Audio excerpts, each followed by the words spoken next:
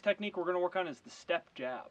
I'm also going to show some different mistakes that people make on this. Very important to not overcommit and to reach on this, okay? I see this all the time, and if we're right-handed versus right-handed, orthodox versus orthodox, you're throwing that jab and your opponent's just stepping back and coming right over the top of their own right hand. You have to be very careful with this technique. If you don't have a good jab, a good stepping jab, don't even throw it.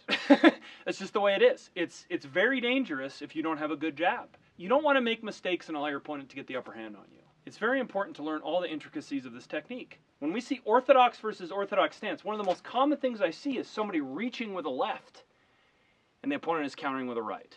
Let's avoid that. At all costs, we have to avoid that. So I want to make my steps small, okay? I don't want to do big steps to make my opponent back up. I want to make small steps. And as I step, I'm throwing it. I want to get in range. I never want to reach for my opponent. That just leaves me open.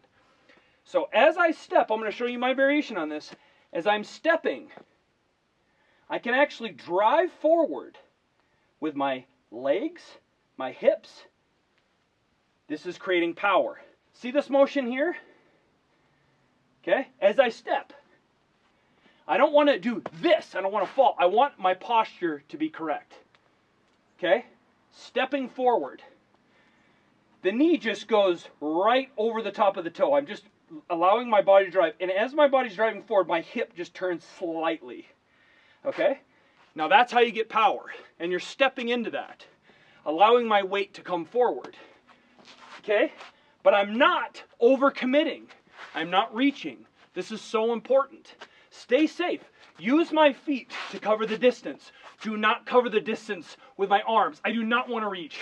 I'm not even going to bring examples up, but I could tell you 2 fights recently in UFC where people have gotten knocked out from reaching. Title fights. They're reaching and they're getting knocked out.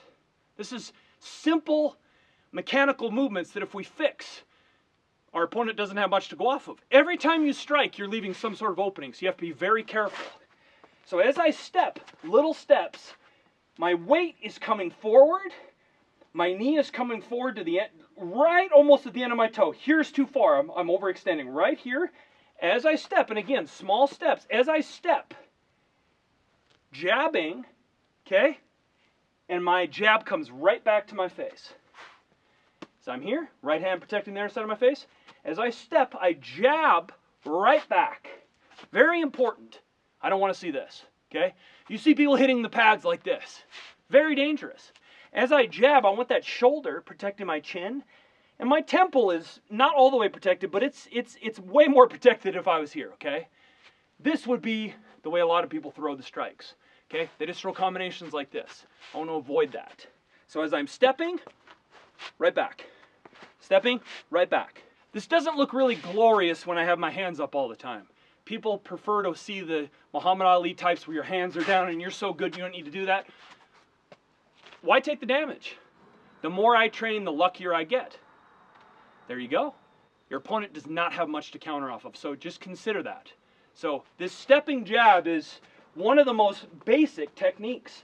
And again, I have to learn how to do this. I'm stepping, initiating, and I want to be able to practice this so much that when I'm stepping, I'm feeling safe. I'm feeling safe when I'm throwing the technique. I hope you enjoy it. Practice this technique a lot. It is so important.